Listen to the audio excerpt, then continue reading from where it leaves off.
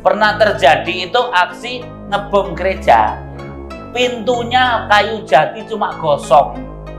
Tapi yang ditangkap 20 orang kan kasihan kan gitu. Begitu ada organisasi ilegal langsung ditangkap. Itu Malaysia.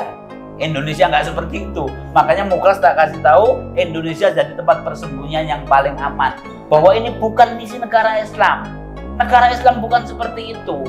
Negara Islam kalau perang itu perang untuk kebaikan dan bukan bantai orang.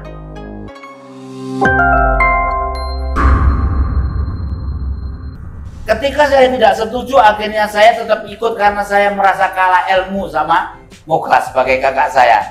Kakak dalam keluarga dan senior dalam jamaah Islamiyah. Saya kalah ilmu. Dan saya punya kewajiban mendengar dan taat. Tetapi saya perlu dasar.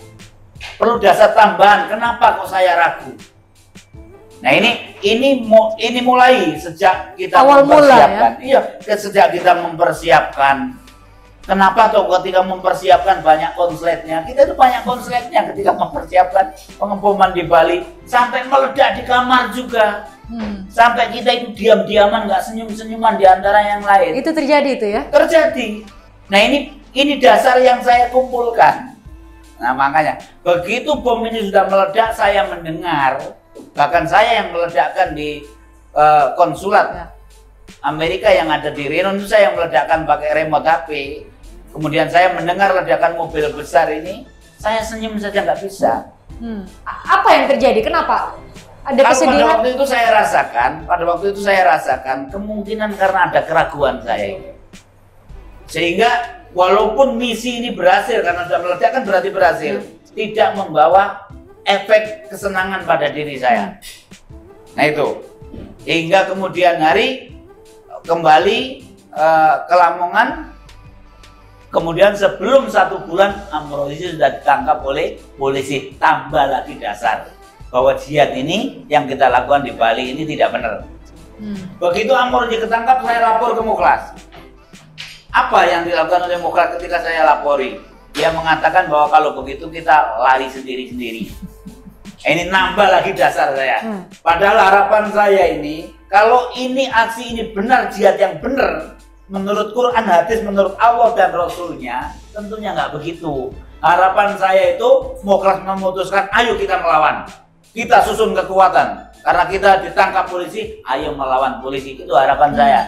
Tapi ternyata tidak. Muklas memutuskan kalau begitu kita lari sendiri-sendiri. Akhirnya kita berpisah di Gresik. Jadi dasar-dasar ini terus saya kumpulkan. Keraguan itu semakin besar ya kan? Iya. Makanya begitu saya ditangkap langsung yakin bahwa ini saya harus kampanyakan bahwa ini salah. Nah kemudian tujuan berikutnya saya mau membersihkan nama jihad. Ya, dengan kejadian bom Bali yang kita niatkan jihad, kita membuat orang Muslim sendiri saja akhirnya fobia terhadap atau fobi terhadap jihad. Karena dikira jihad itu begitu. Padahal seharusnya jihad itu seperti apa Ustadz? Ya jihad itu kan jelas ada medan perang. Medan perang ini karena didolimi oleh pihak lain. Nah baru itu jihad yang benar. Kan gitu. Kemudian yang kedua yang mau saya bersihkan adalah negara Islam. Karena tujuan kita ini negara Islam, maka dibaca oleh orang bahwa waduh mereka ini tujuan punya negara Islam, belum punya negara sudah bantai orang, apalagi punya negara. Nah ini yang saya harus kembalikan, bahwa ini bukan misi negara Islam. Negara Islam bukan seperti itu. Negara Islam kalau perang itu perang untuk kebaikan dan bukan bantai orang. Kalau kita ingin punya negara Islam itu kita akan melindungi umat yang lain, bukan bantai umat yang lain. Jadi tugas itulah yang membuat saya selama saya ditangkap hingga sekarang melakukan deradikalisasi. Kemudian tujuan-tujuan yang lain, eman, bahasa Jawanya itu eman. Artinya kasihan. Ya contohnya begini, anak muda yang semangat, misalkan lulusan pondok, gara-gara punya pemikiran seperti itu akhirnya melakukan aksi. Pernah terjadi itu aksi ngebom gereja. Pintunya kayu jati cuma gosong. Tapi yang ditangkap 20 orang kan kasihan kan gitu. Nah ini yang harus kita luruskan. Bukan berarti saya ingin gereja itu hancur, bukan. tapi supaya ini jadi pelajaran bahwa karena pemikiran jihad akhirnya dipaksa untuk melakukan aksi jihad dan akhirnya jihad yang salah kaprah tadi ya. Salah. Tadi Ustadz bilang Itu. begitu. Proses deradikalisasi ada banyak sekali. Badan Nasional Penanggulangan Terorisme, di sisi penegakan hukum juga ada Densus 88, Ya. semua pihak lah kemudian terlibat. Tapi kembali lagi ke pertanyaan saya, apa tolok ukur Ustadz bilang bahwa seharusnya sudah berhasil? Apa tolok ukurnya? Sudah berhasil proses deradikalisasi di Indonesia? Apa tolok ukurnya? Jumlah aksi terorisme semakin menurun atau Ustadz melihat seperti apa? Jadi begini, kalau saya mengukurnya dan tidak bisa diukur oleh orang lain. Ya. Itu. Ini menurut Ustadz. Menurut saya itu. Dan menurut saya itu mesti benar karena apa saya melakukan kok. Ya. Kan gitu. Nah, apa tuh ukurannya? Ukurannya ya tadi bahwa kami tahu bahwa peta teroris alumni Afghanistan segitu, nggak ada yang terlibat. Ya. Yang kedua, bahwa setelah kami melakukan aksi di Bali yang bobotnya itu 1 ton 125 kilo bahan peledak, nggak ada lagi yang seperti itu. Itu hanya kecil-kecil kan gitu. Ya. Nah ini berhasil kan gitu. Karena apa? Bukan berarti nggak bisa. Ada yang bisa, tapi nggak melakukan. Kenapa tidak melakukan? Ada yang bisa. Kenapa tidak melakukan, Ustadz?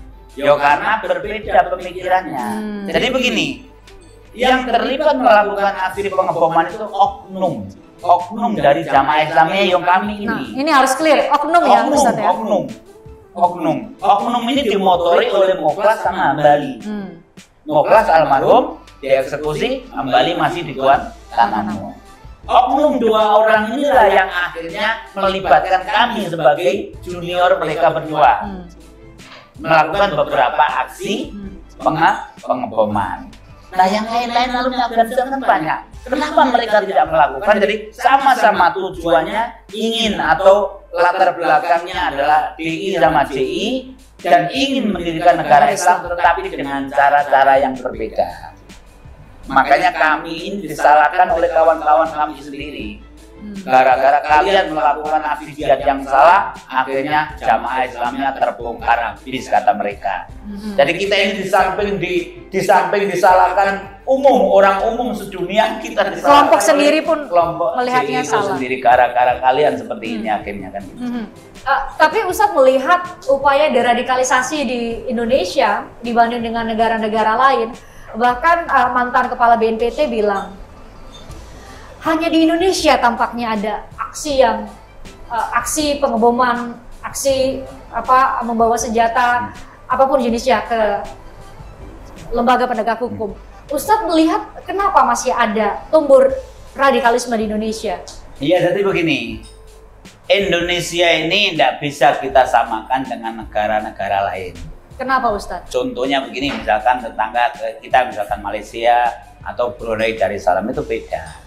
Indonesia punya latar belakang yang berbeda. Indonesia dijajah oleh Belanda 350 tahun. Oleh Jepang 3,5 tahun. Pekikan kalimat takbir berdasarkan jihad itu sampailah ke telinga kita. Bahwa menangnya dengan penjajah itu disebabkan oleh jihad. Ya, Bapak Jenderal kita Sudirman diantaranya. Ini sampai ke telinga kami. Kemudian peristiwa berikutnya, yaitu meskipun tahun 45 didirikan NKRI, diproklamirkan oleh Soekarno-Hatta, tetapi tahun 49 pun diproklamirkan negara Islam Indonesia oleh Kartosuwiryo. Walaupun pada waktu itu skopnya masih Jawa Barat, tetapi itu diakui bahwa ini adalah negara Islam Indonesia. Itu berikutnya. Berikutnya terjadi pemberontakan DITI, Darul Islam Tentara Islam Indonesia. Ya, kesini ketika sudah merdeka, kekuasaan Orde Baru, ada peristiwa Tanjung Priok. Ya. Yang peristiwa Tanjung Priok itu menyakiti hati kami sebagai penerus NII. lama ada peristiwa Talang Sari Lampung, menyakiti kami juga. Kemudian akhir-akhir ini terjadilah kerusuhan Ambon dan Poso. Peristiwa-peristiwa ini tidak ada di negara yang lain. Ya, contohnya, kenapa tuh ada hubungannya? Contoh ini, saya diceritai senior saya ketika ikut kerusuhan Tanjung Priok, itu sudah nemukan pistol, tapi nggak bisa menggunakan. Itu pada waktu itu berhadapan sama TNI nggak bisa menggunakan. Oleh karena itu harus belajarlah menggunakan senjata. Ketemulah tempat di Afghanistan. Begitu juga di Talang Sari, sudah menguasai M16 satu pucuk. Hanya terkunci saja nggak bisa gunakan, nggak jadi nembak TNI. Disebabkan oleh itulah kita harus belajar. Jadi ada sejarah-sejarah yang semacam itu. Makanya jangan niru-niru seperti negara lain. Artinya kita harus sadar, kenapa Indonesia seperti ini, Malaysia kok nggak seperti ini? Beda. Kemudian dari segi hukum juga beda. Ya. Hukum ini beda sekali. Makanya ketika mau kelas, jadi DPO di Malaysia, sebelum balik ke Indonesia, sampai di Indonesia sudah saya kasih tahu. Indonesia ini jadi tempat persembunyian ikhwan-ikhwan JI Singapura sama Malaysia aman. Dengan syarat nggak usah buat apa-apa. Kenapa Ustadz aman? Kenapa Ustadz aman? Ya aman, karena Indonesia kan kalau hanya pernah ke Afghanistan nggak ada hukum. Kalau negara lain langsung justru ditindak. Oh, Malaysia kan kejadian Malaysia kan seperti itu. Ketika Amerika nyerbu ke Afghanistan, tertangkaplah kawan kami orang JI di sana, orang Malaysia. Ketahuan ini JI. Begitu ada organisasi ilegal, langsung ditangkap. Itu Malaysia. Indonesia nggak seperti itu. Makanya Muklas tak kasih tahu Indonesia jadi tempat persembunyian yang paling aman. Tapi syaratnya nggak usah neko-neko. Malah merencanakan pengeboman di Bali.